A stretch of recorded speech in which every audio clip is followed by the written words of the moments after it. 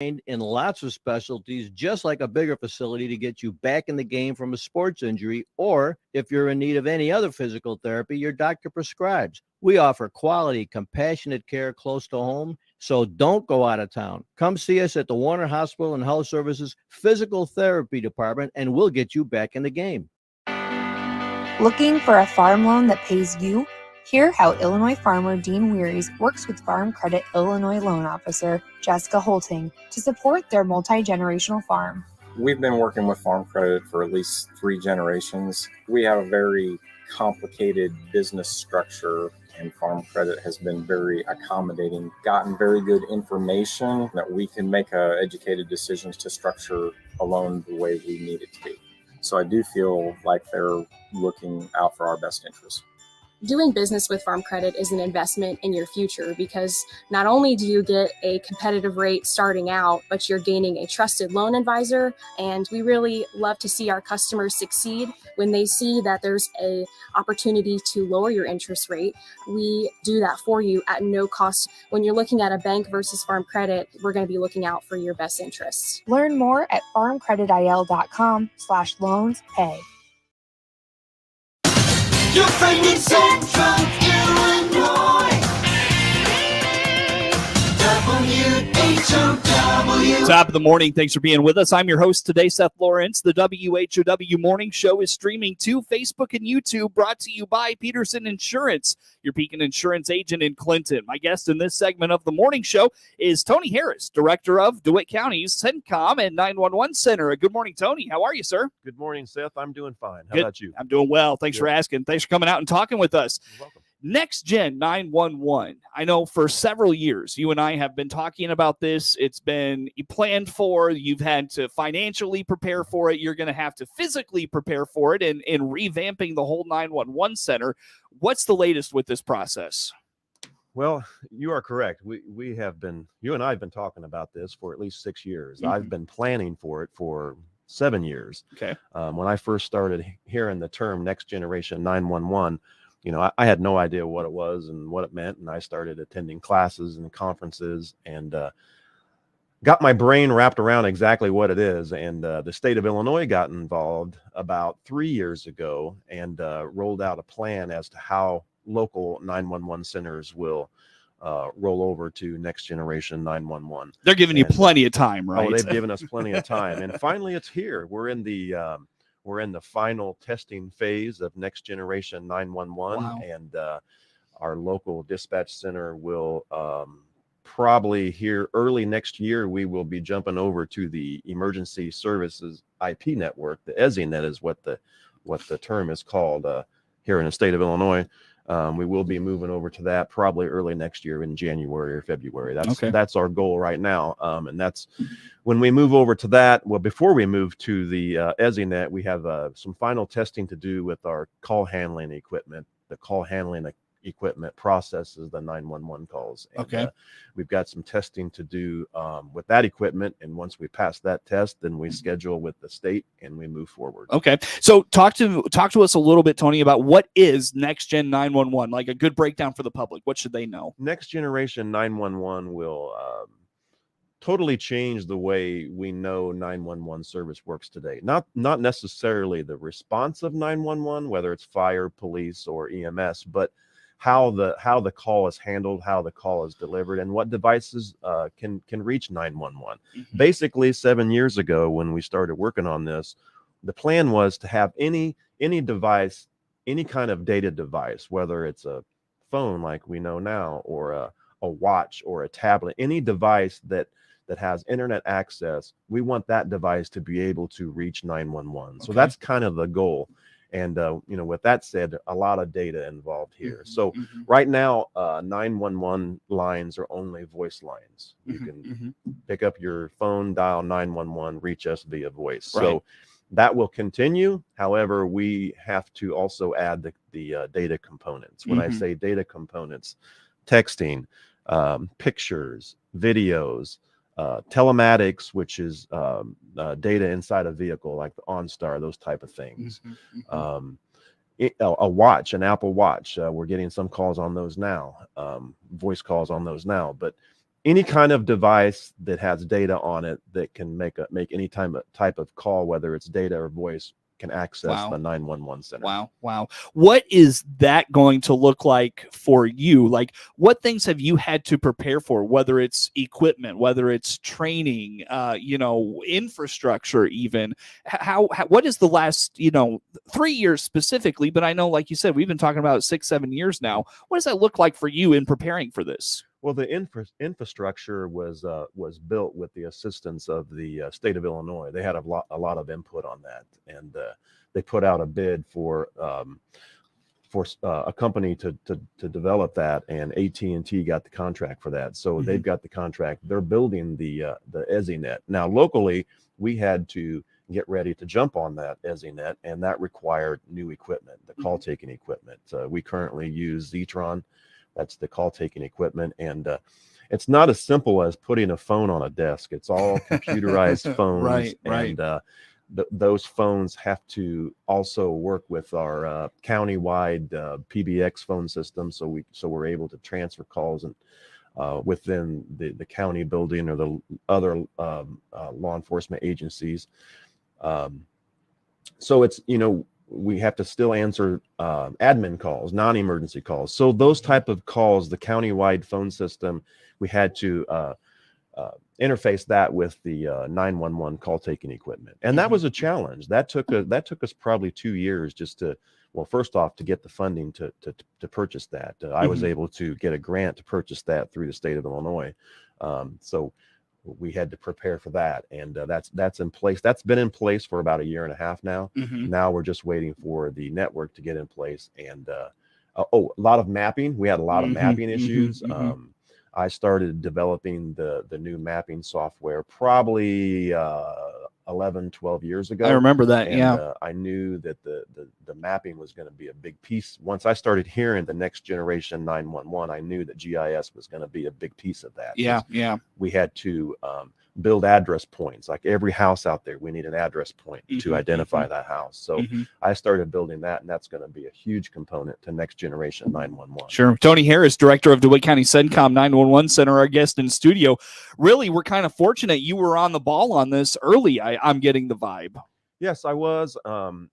Again, when I started hearing the term next generation, I knew that was something that's going to be coming down pretty quick. It took a little. I thought it would be here quicker than what it's taken, but I bet COVID kind of stalled things a little bit. Slowed things down a little bit, but yes, we were on the ball, and we kept up on it, and we're finally in the final stages of it. Yeah, I'm sure. So can we dive into the weeds a little bit on this? Was there anything more kind of surface level you wanted to make sure we know about this? I mean, you highlighted, some of the ways we're going to be able to, get information to 911, video, text, obviously phone call. Are there other pictures? Are there other avenues I'm not thinking of that you can think of that we could get information to a 911 center? Yes. Not here in the beginning stages, but I foresee, and I've brought this up numerous times on the show as well when I've talked about this, but I foresee medical devices also accessing the 911 center. When I say devices, like right now, an Apple Watch has a lot of medical components to it, tracking blood pressure, tracking heart rate, things like that.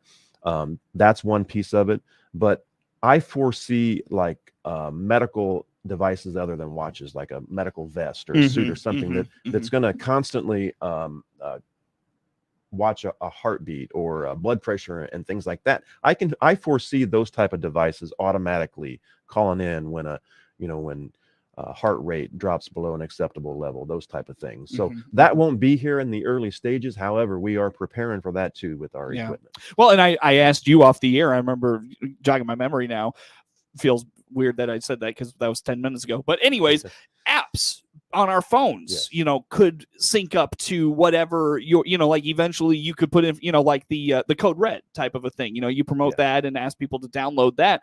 There could be an app that the county partners or contracts with and ask the public to download that. And that could be a way to contact 911 in the future. That's correct. And there are apps out there now, but I caution the use of those apps mainly because we're not ready for that yet. It's non-supportive.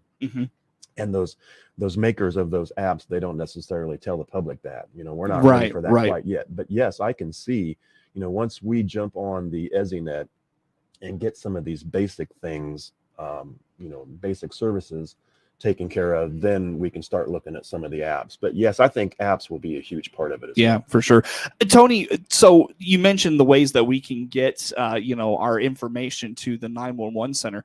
Let's say there's a video that you get, and maybe it's a 10-second clip, maybe it's a 10-minute clip or something like that.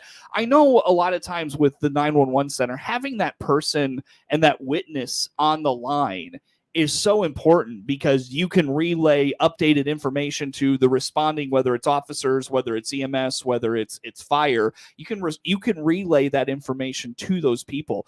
I feel like this might make things a little more challenging in that realm. How about that aspect of this? That will make it challenging, but I think it will be a good challenge, because right now, like you said, we relay the information. Something can get lost in translation. One person's telling us one thing, we mishear it, and that happens all the time. We misheard what they said and give out wrong information. That can happen. If you have a 10-second video of a vehicle fleeing a scene, you can't misinterpret that. If we can get that data and send it out immediately to law enforcement or whoever needs that data, that's huge. But we have to get there to accept that. Right. Prepare ourselves to accept that. But I think that's going to be huge. And it's also going to have to be a training measure for the dispatchers. And what are they, and psychological issues. What are they going to be seeing? Yes. And with telematics, what's been talked about is in-car video. What if there's a rollover accident out on the highway, and we get the telematic part of it. We get a video of the cab of that vehicle. What are we going to see?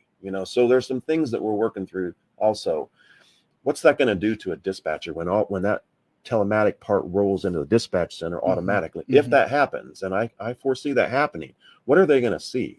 There could be a video pop up on the screen of the dispatcher, and what are they going to see? So we got to be prepared for that kind of stuff. How do you verify, just the observer, filming something, whether it's, say, a car driving 100 miles down 51 and they want to report that, or, maybe a fight at the neighbor's house and they want to report that.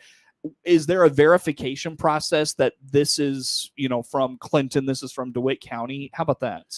Well, once this is rolled out, and these calls are sent on the EZNet, there will be a routing process involved. The routing process will know the geographical location and know that that's being sent inside DeWitt County. Location services on a device probably will help with that. Well, that, and we've also, part of the GIS work that I told you I worked on was boundaries. A lot of that is boundaries. The DeWitt County boundary. We had to make sure we had a good boundary so that GIS data knows that call is coming from inside the DeWitt County boundary. I see. So that's one component that we're working. So that won't be as much of a challenge as I'm making it out to be. That won't be a challenge. Gotcha. What am I missing in this conversation, Tony? Anything you want to touch on we haven't gotten to yet? Well, not really. There's a lot of, we're going to make this seamless for the public. There's a lot of work that we're doing locally on a 911 level to make this work. Yeah. Can we talk about that after the break? Kind of what you have to do internally from an equipment standpoint, training standpoint. Yes. Can we talk about that after the break? Yes, we can. I just want to, I think it's my job to inform the public where we're at and what we're doing and what to expect. Yeah, sure. We right now we can't receive those type of calls, but as I said, once we roll over to the EZNet, the emergency network, then we can start receiving those calls. So I think it's my job to educate the public. Yeah. If you send a text right now inside DeWitt County, that's not going to go anywhere. We can't get those type of calls right now. Yeah. It's going to be interesting also, to hear about how that will work. That side of things will work. Right? Is there a dedicated number? Do you just text 911? Is that how that will work, I guess? Yes, that's how that will work. Okay. Yeah. Interesting. And, there are some counties out there, larger counties, that do take text calls. But it's not you can text 911, but it hits a third-party database provider. I see. So it's not actually going through the emergency services Sure. network as of now. Sure. But the goal is to get those calls on that network. Wow. Amazing. And even identify the location of that texter. Yeah. And that's huge. That's huge too. That is. Tony Harris is the director of DeWitt County CENCOM 911 Center, our guest in studio. More to come with him on the morning show.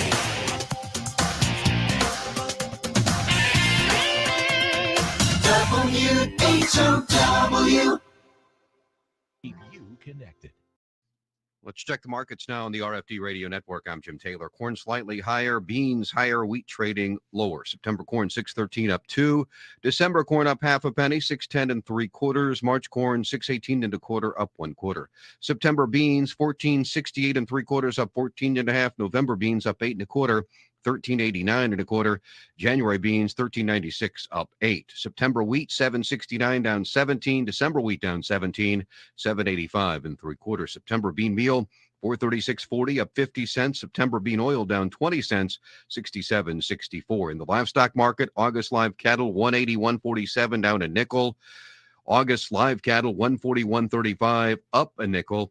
And October lean hogs 96.02 down 55 cents. In the energy market at this hour, September Brent crude oil up $1.40, 87.93.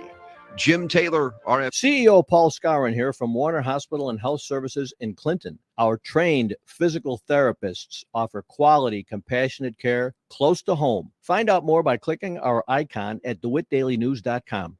When it comes to fire and water restoration, ServPro of Piatt DeWitt Counties is the leader in cleaning, restoration, and construction. Find out all the services they provide by clicking their icon at DeWittDailyNews.com.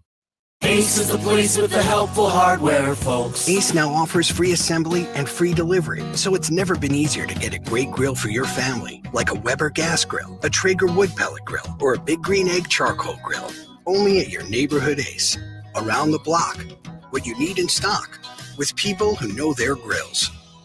This is Brad from Gibson Ace Hardware in Clinton, Illinois. Stop in to see us, The Helpful Place at 114 North Madison Street, Clinton. See participating store for details.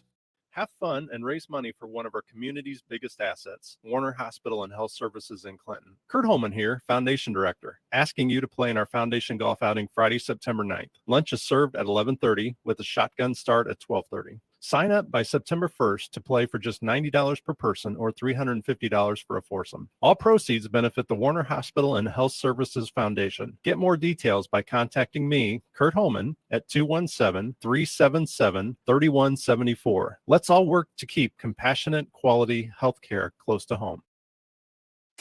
Your friend in Central Illinois, WHOW. Once again, a good morning. Thanks for being with us. I'm your host today, Seth Lawrence. The WHOW Morning Show streams to Facebook and YouTube, brought to you by Peterson Insurance, your Pekin Insurance agent in Clinton. Tony Harris, director of DeWitt County CENCOM 911 Center, our guest in studio this morning.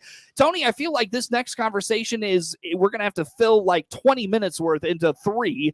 What is getting ready for NextGen 911 look like for you from an equipment perspective, personnel, training, all that? How about some of those things? Well, we'll start with equipment. Like I said earlier, the equipment is in place. The call handling, the 911 call handling equipment, that is in place.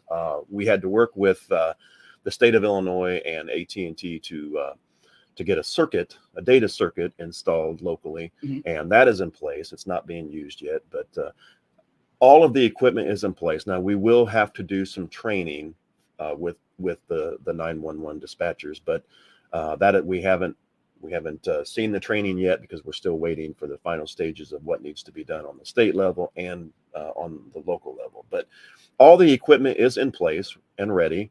Our GIS data is in place, but it's I manage the data as well as a third-party database provider. They help me manage the data. So as far as I know, that data is in place, but that's a constant tweak.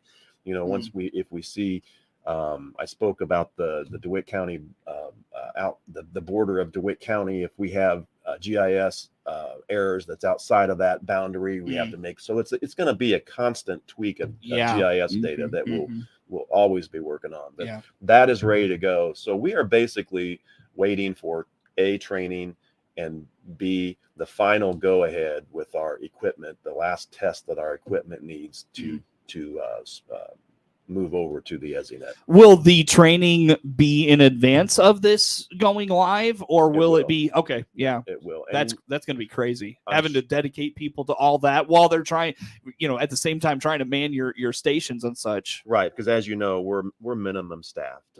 So right. we have 2 dispatchers working 24 hours a day, and to try to take one off the desk for training, we have to cover with overtime. So that's a challenge in itself to get the personnel away off the desk on their day off or whatever to do the training that's required. Right. Yeah. It's just a lot to keep track of. A minute. What should we mention that we haven't touched on with this, Tony, in terms of whatever comes to mind for you?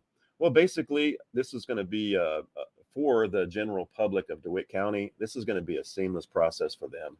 Locally, we are taking care of it, working with our providers in the state of Illinois, the EZNet provider. We're working with them. So, they're not going to see any change. They might hear from time to time me, like doing these shows, just to educate them and tell them, when we're going to be ready and what to expect. But it's going to be a seamless transition that we are working behind the scenes. Yeah, but a lot of work behind the scenes. A lot of works, but we have this covered and we're well advanced in it, and it will be taken care of. Tony, is CENCOM on social media, anything like that? Folks can follow along. We do. We have a Facebook site, CENCOM of DeWitt County. All right, so follow along there. Tony, good to talk to you as always. Thanks, Seth. Thanks for coming out. Tony Harris, Director of DeWitt County CENCOM, our guest. Network News is next. WHOW. The Big 1520 WHOW Clinton 92.